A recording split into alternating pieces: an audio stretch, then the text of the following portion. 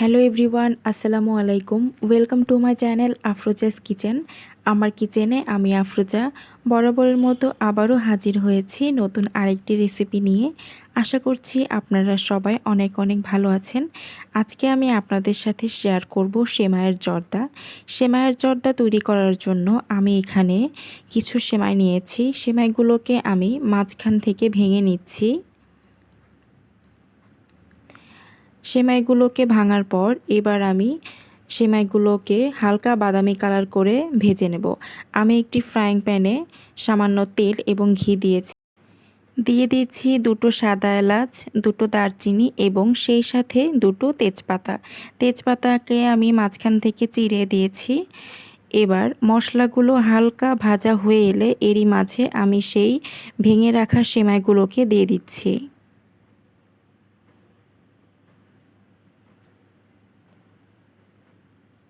সেমাইগুলোকে আমি চুলার আঁচ মিডিয়াম টু লো হিটে রেখে হালকা বাদামি কালার করে ভেজে নেব। জর্দা সেমাইয়ের জন্য কখনোই কিন্তু লাচ্ছা সেমাই ব্যবহার করা যাবে না। এখানে পাকিস্তানি যে সেমাইগুলো পাওয়া যায় সেগুলো ব্যবহার করতে হবে। তো আমি সেমাইগুলোকে খুব ভালোভাবে ভেঙে নিয়েছি যেন সেমাইগুলো অনেক বেশি ঝরঝরে হয়। সেমাইয়ের জর্দা কম বেশি সবাই আমরা রান্না করতে পারি, কিন্তু অনেকের কাছে ঝরঝরে হয় না, দেখা যায় যে কেমন যেন একটা দলা পেকে যায়। তো আজকে আমি আপনাদের সাথে শেয়ার করব কিভাবে খুবই ঝরঝরে সেমাইয়ের জর্দা রান্না করা যায় এবং কোনো প্রকার দলা পেকে না যায়।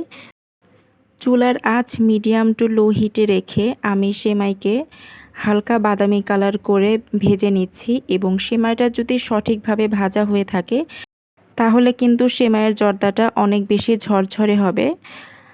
আর পানির পরিমাণটা যদি আমরা একদমই পরিমাণ মতো দিয়ে থাকি তাহলে সেমাইটা খুব বেশি নরম হয়ে যাবে না, সেক্ষেত্রে সেমাইটা রান্নার পরে ঝরঝরে হবে।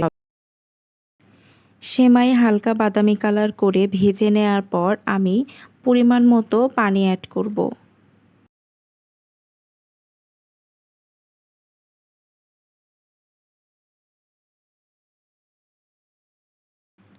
সেমাই প্রায় বাদামি কালার করে ভাজা হয়ে গেছে। এই পর্যায়ে আমি এতে দিয়ে দিচ্ছি 1 কাপ পরিমাণ পানি।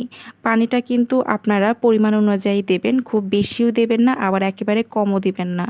কম পানি দিলে দেখা যাবে যে সেমাইটা সিদ্ধ হবে না, সেক্ষেত্রে সেমাইটা পরে খেতে ভালো লাগবে না। আর যদি পানিটা বেশি হয়ে যায় তাহলে কিন্তু সেমাইটা কেমন দলা পাকিয়ে যাবে। তাই পানির পরিমাণটা অল্প অল্প করে খুবই আন্দাজ করে পরিমাণ মতোই দিতে হবে। এ পর্যায়ে আমি দিয়ে দিচ্ছি সামান্য পরিমাণে লবণ, কারণ মিষ্টি খাবারে লবণ দিলে মিষ্টির টেস্টটা অনেক ভালো আসে। আর চিনিটা আমি এখন দিব না, সেমাইটা পুরোপুরিভাবে সিদ্ধ হয়ে যাওয়ার পর আমি চিনি দেব, কারণ আগে থেকে চিনি দিলে সেমাইটা সিদ্ধ হবে না।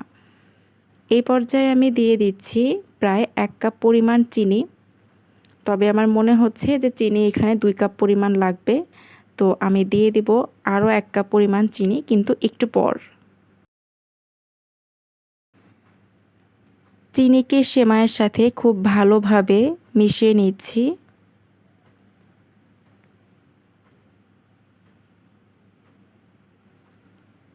এবং একটু পর আমি দিয়ে দিচ্ছি আরও 1 কাপ পরিমাণ চিনি।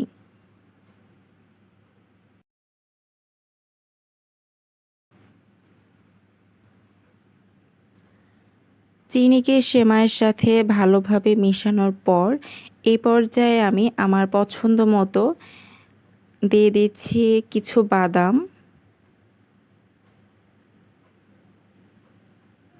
সেই সাথে দিয়ে দিচ্ছি কিছু কিশমিশ,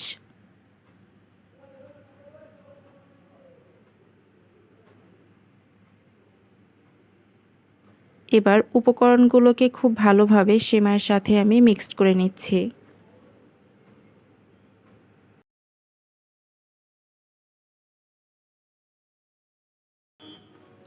চুলার আঁচ মিডিয়াম টু লো হিটে রেখে আমি সেমাইকে অনবরত নাড়তে থাকব যেন চিনিগুলো পুরোপুরিভাবে গলে যায় এবং বাদামগুলো আস্তে আস্তে সিদ্ধ হয়ে যায়। চুলার আঁচ কখনোই বাড়ানো যাবে না, দেখা যাবে সেক্ষেত্রে সেমাইটা পুড়ে যাবে, খেতে ভালো লাগবে না। এজন্য চুলার আঁচ সবসময় মিডিয়াম টু লো হিটে রাখতে হবে এবং অবশ্যই অনবরত নাড়তে হবে।